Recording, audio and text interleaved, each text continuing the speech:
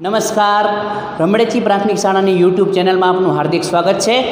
આજે આપણે ધોરણ 8 અને ગણિત વિષય ઉપર આપણે વર્ગ અને વર્ગમૂળ વિશે ચર્ચા કરીશું। તો શરૂઆત કરીએ આપણે। તો એની અંદર આપણે જોઈએ કે આપણે અગાઉના ધોરણમાં અભ્યાસ કરી ગયા કે ચોરસ છે, તો ચોરસનું ક્ષેત્રફળ મેળવવું હોય તો એના માટેનું સૂત્ર છે આપણે બાજુ ગુણ્યા બાજુ, અથવા આપણે એને એમ પણ લખી શકીએ કે એલ ગુણ્યા એલ, એટલે કે એલ ગુણ્યા એલ એટલે કે એલનો વર્ગ થાય। તો અહીંયા વર્ગ છે આપણે જે આ બે છે એના વિશે આપણે વર્ગ વિશે આપણે ચર્ચા કરવાની છે। તો આપણે જોઈએ કે વર્ગ, તો કે વર્ગ કોને કહેવાય? તો કે આપેલી સંખ્યાનો તેની તે જ સંખ્યા સાથે ગુણાકાર કરતાં મળતું પરિણામ એ આપેલી સંખ્યાનો વર્ગ કહેવાય છે। દાખલા તરીકે આપણે અહીંયા જોઈ શકીએ કે 5 ગુણ્યા 5, આપણને અહીંયા આપેલી સંખ્યા છે 5, તો 5નો ગુણાકાર આપણે 5 સાથે કરશું તો આપણને પરિણામ મળશે 25, બરાબર છે। 12 ગુણ્યા 12, તો 12 છે એનો ગુણાકાર આપણે 12 સાથે જ કરવાનો છે, એટલે એનો પરિણામ આપણને મળશે 144। તો અહીંયા 25 જે પરિણામ મળે છે એ શું છે? તો કે 5નો વર્ગ છે। 144 જે પરિણામ મળે છે તે શું છે? તો કે 12નો વર્ગ છે।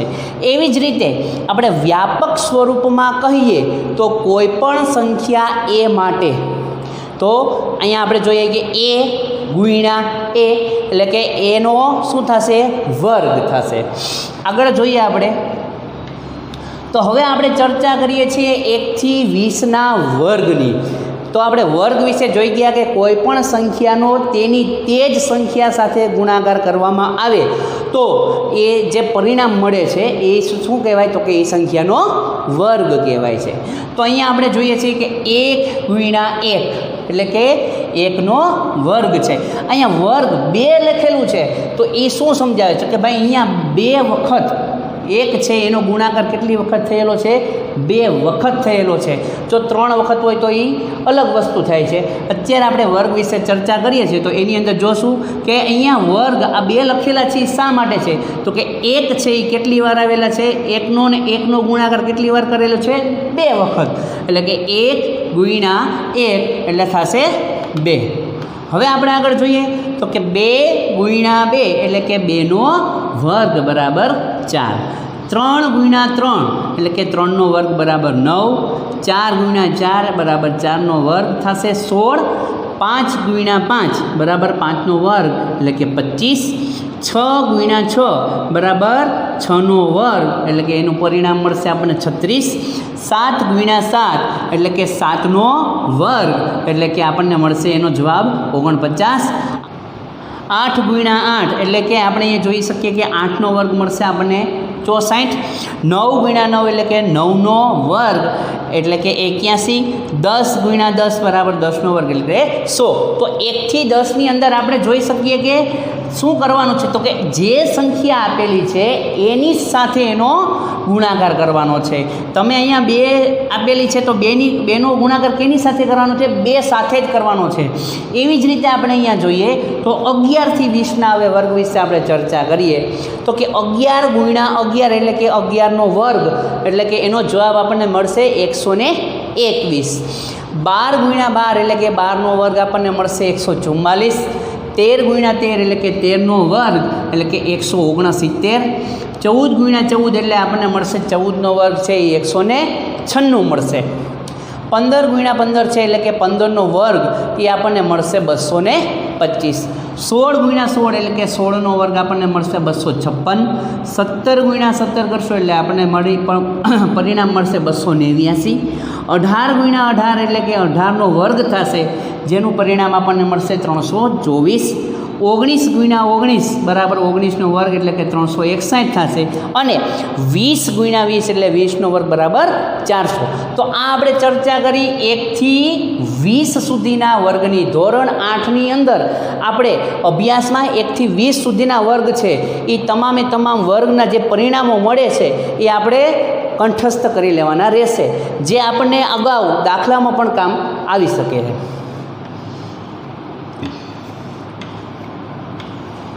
હવે આપણે જોવાનું છે, મહત્ત્વની વસ્તુ છે, જે મહત્ત્વનો ટૉપિક છે કે વર્ગ કરીએ આપણે તો એકમના સ્થાને આવતા અંકો, કે આપણે કોઈ પણ સંખ્યાનો વર્ગ કરીશું તો એના એકમના સ્થાને કયો અંક છે અને એનો જવાબ મળતા એકમના સ્થાને કયો અંક આવશે.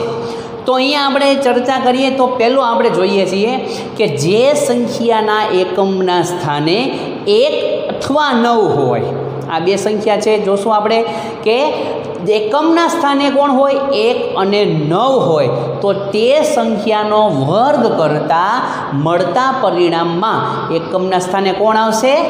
1 જ આવશે. આ ખાસ એક નોંધ લેજો વિદ્યાર્થી મિત્રો. આપણે અહીંયા ઉદાહરણ પણ જોઈએ છીએ કે 21 છે, તો 21નો આપણે વર્ગ કરવો છે તો એનું શું કરશું? તો કે 21 ગુણ્યા 21, એટલે એકમના સ્થાને કોણ છે 21માં? તો કે 1. બરાબર. હવે 21 ગુણ્યા 21 એટલે કે 21નો વર્ગ. 21 ગુણ્યા 21 કરશું એટલે જવાબ આપણને મળશે 441. તો અહીંયા આપણે જોઈ શકીએ કે 21ના એકમના સ્થાને 1 છે, તેવી જ રીતે એનો વર્ગ કરશું તો પરિણામમાં આપણને એકમના સ્થાને કોણ મળે છે? 1 જ મળશે. તેવી જ રીતે બીજી એક સંખ્યા છે 49. તો 49 છે, તો 49ની અંદર એક એકમના સ્થાને કયો અંક છે? તો કે 9. હવે એનો આપણે વર્ગ કરવો છે તો વર્ગ કરીએ તો શું કરવાનું રહેશે? તો કે 49 ગુણ્યા 49, એટલે કે એનો જે જવાબ આપણને મળશે, પરિણામ મળશે, એના એકમના સ્થાને કોણ હશે? 1.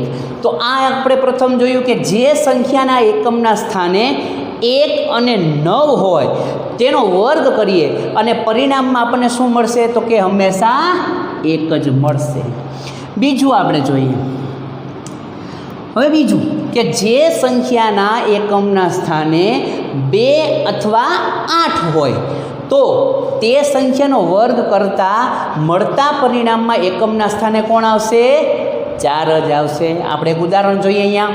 તો આપણે અહીંયા જોઈએ કે જે સંખ્યાના એકમના સ્થાને 2 હોય તો આપણે અહીં જોઈએ 12. તો એકમના સ્થાને કોણ છે? 2. 12નો વર્ગ કરવો છે એટલે આપણે શું કરશું? તો કે 12 ગુણ્યા 12. 12 ગુણ્યા 12નો ગુણાકાર કરશું એટલે આપણને જવાબ મળશે 144. 144માં આપણે એકમના સ્થાને કોણ આવ્યું? તો કે 4.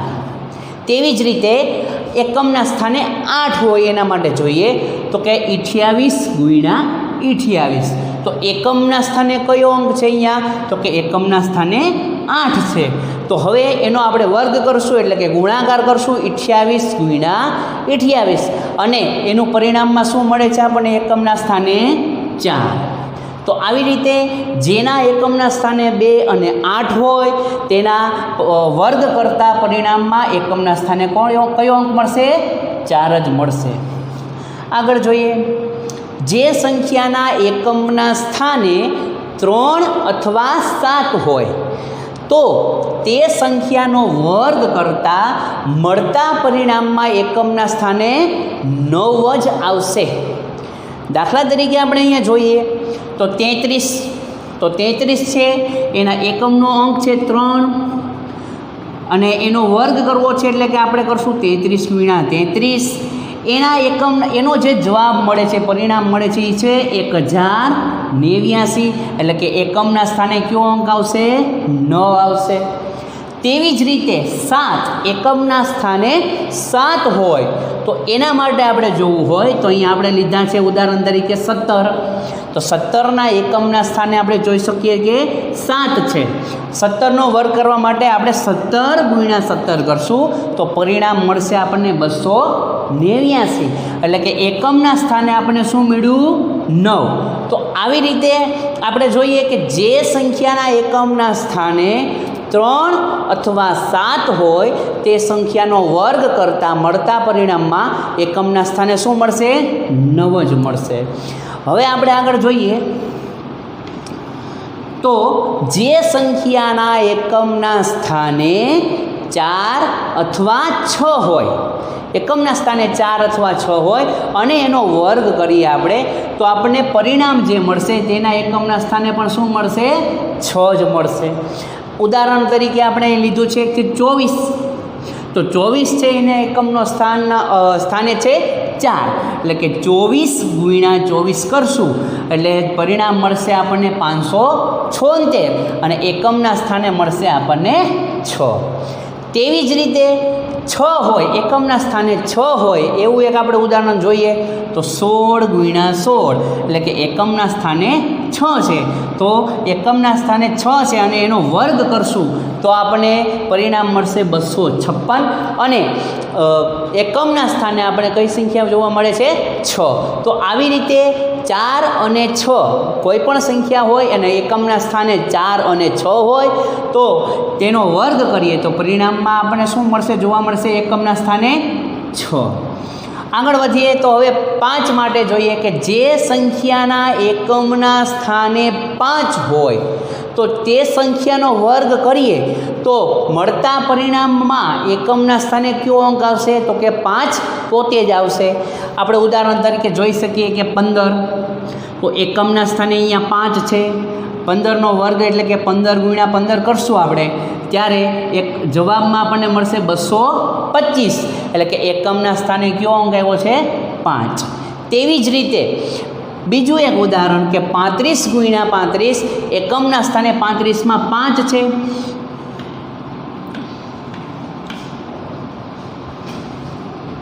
તો 5 છે તો આપણે અહીંયા જોઈએ કે એનો વર્ગ કરશું તો આપણને પરિણામ મળશે 1225, 1225. તો એકમના સ્થાને આપણને શું જોવા મળશે 5. હવે આગળ વધીએ કે એક છેલ્લી સંખ્યા આપણે બાકી રહી ગઈ છે તે છે 0. જે સંખ્યાના એકમના સ્થાને 0 હોય, આપેલી કોઈ પણ સંખ્યા હોય તેના એકમના સ્થાને 0 હોય તો તે સંખ્યાનો વર્ગ કરતાં મળતા પરિણામમાં એકમના સ્થાને 0 જ આવે, પોતે જ આવે. તો જોઈએ આપણે ઉદાહરણ તો કે 20 ગુણ્યા 20 એટલે કે 20નો વર્ગ કરવાનો છે આપણે તો કે 20 છે એમાં એકમના સ્થાને છે 0 એટલે કે 20 ગુણ્યા 20 કરશું તો પરિણામ મળશે આપણને 400 એટલે કે એકમના સ્થાને પણ આપણને શું મળશે 0. તેવી જ રીતે 30 ગુણ્યા 30 એટલે કે 30નો વર્ગ કરવા માટે આપણે 30 ગુણ્યા 30 કરશું અને પરિણામ મળશે આપણને 900. તો એકમના સ્થાને આપણને શું જોવા મળ્યું 0. આવી રીતે આપણે જોયું કે બે સંખ્યાઓ એવી છે કે જેનો વર્ગ કરતાં એકમના સ્થાને એ સંખ્યા પોતે જ આવે છે. કઈ સંખ્યા છે તો કે એક તો 5 અને એક 0, કે 5 અને 0 એકમના સ્થાને કોઈ પણ સંખ્યા આપેલી હોય અને એકમના સ્થાને 5 અને 0 હોય અને એનો તમે વર્ગ કરો તો એકમના સ્થાને જે પરિણામ મળે છે એમાં એકમના સ્થાને શું મળશે આપણને તો કે 5 અને 0. આગળ આપણે થોડુંક ચર્ચા કરીએ. હવે વાત કરવાની છે આપણે પૂર્ણ વર્ગ સંખ્યા માટે.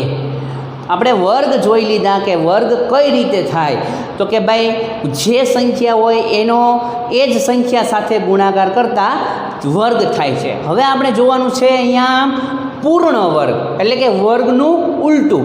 તો પૂર્ણ વર્ગ કોને કહેવાય? જો આપેલ સંખ્યા કોઈ પૂર્ણાંક સંખ્યાનો વર્ગ હોય તો આપેલી સંખ્યા પૂર્ણ વર્ગ સંખ્યા કહેવાય. તમને કોઈ એક સંખ્યા આપેલી હોય એ કોઈ સંખ્યાનો વર્ગ હોય તો એ સંખ્યા કેવી કહેવાશે?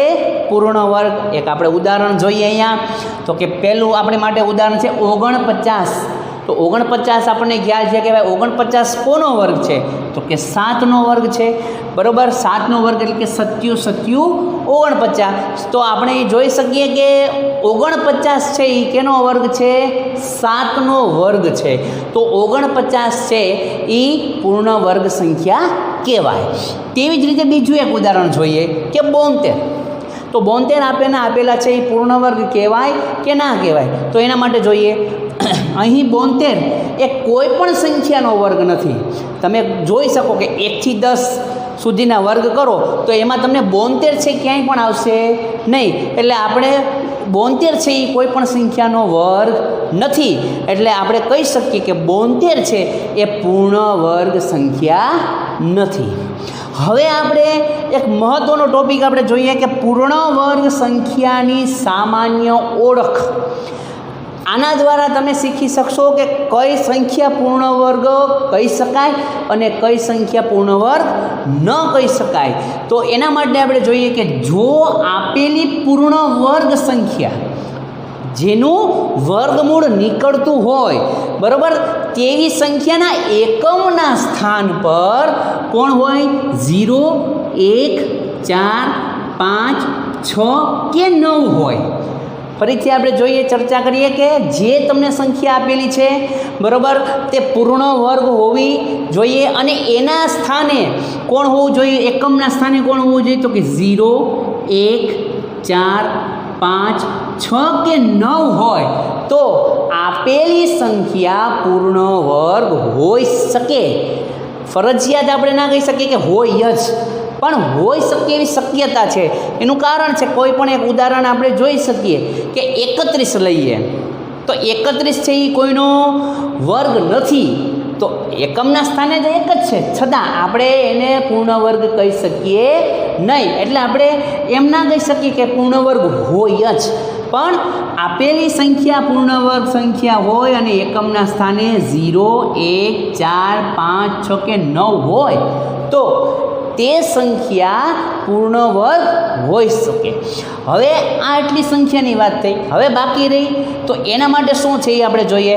તો કે નોંધ કરીને આપણે લખ્યું છે કે આપેલી સંખ્યાના એકમના અંક તરીકે 2, 3, 7 અથવા 8 હોય. 4 સંખ્યા આપણી પાસે છે, 2, 3, 7 અથવા 8 હોય તો તે સંખ્યા પૂર્ણ વર્ગ ન જ હોય. બરાબર છે, કારણ કે આપણે જોયું કે જેટલા પણ વર્ગ કર્યા છે એમાં આ સંખ્યા આવેલી નથી. એટલે કે આ સંખ્યા એકમના સ્થાને 2, 3, 7 કે 8 હોય તો એ સંખ્યા પૂર્ણ વર્ગ ન જ હોય. છેલ્લા આપણે જોઈએ કે કોઈ પણ સંખ્યાનો વર્ગ મળી શકે. કોઈ પણ સંખ્યા હોય, બરાબર છે, એનો વર્ગ મળી શકે, પછી તે પ્લસ હોય કે માઇનસ હોય, બરાબર છે. તમે દાખલા તરીકે કોઈ પણ સંખ્યા લઈ શકો, 5 અંકની સંખ્યા લઈ શકો, તો એ શું કરવાનું છે કે એ જ સંખ્યાનો એની સાથે ગુણાકાર કરશું એટલે આપણને એનો વર્ગ મળી જશે. પણ એક વસ્તુ મહત્ત્વની છે કે દરેક સંખ્યા છે એ પૂર્ણ વર્ગ ના હોય. બધી સંખ્યાના વર્ગ મળી શકે પણ બધી જ સંખ્યા છે એ પૂર્ણ વર્ગ હોય નહીં. હવે મહત્ત્વનો ટોપિક છે, એક નાની અમથી વાત આપણે જોઈ લઈએ અહીંયા. તો કોઈ પણ સંખ્યાનો વર્ગ કરીએ આપણે ત્યારે એક બાબત આપણે ધ્યાનમાં રાખવાની છે કે તમારે શું કરવાનું છે. કોઈ પણ સંખ્યા આપેલી છે એનો 2 સાથે ગુણાકાર કરવાનો નથી. મોટા ભાગે વિદ્યાર્થી મિત્રો આ ભૂલ કરતા હોય કે 2 સાથે એનો ગુણાકાર કરી નાખે. 5નો વર્ગ કીધો હોય તો એનો 2 સાથે ગુણાકાર કરે, પરંતુ શું કરવાનું?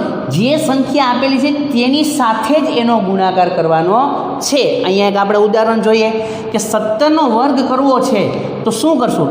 તો કે 17 ગુણ્યા 2 એટલે કે 34. આ રીતે આપણે જોઈ શકીએ છીએ કે ખોટી છે, બરાબર છે. તો સાચી રીત કઈ? તો કે 17નો વર્ગ કરવો હોય તો આપણે 17નો ગુણાકાર કેની સાથે કરશું? 17ની સાથે જ કરશું અને એનો જવાબ આપણને મળે છે 289. તો વિદ્યાર્થી મિત્રો, આપણે આશા રાખું છું કે તમને આ વિડીયો ગમ્યો હશે. જો તમને આ વિડીયો ગમ્યો હોય તો લાઈક કરો, શેર કરો અને અમારી રમણેતી પ્રાથમિક શાળાની ચેનલને સબસ્ક્રાઈબ કરો. અસ્તુ.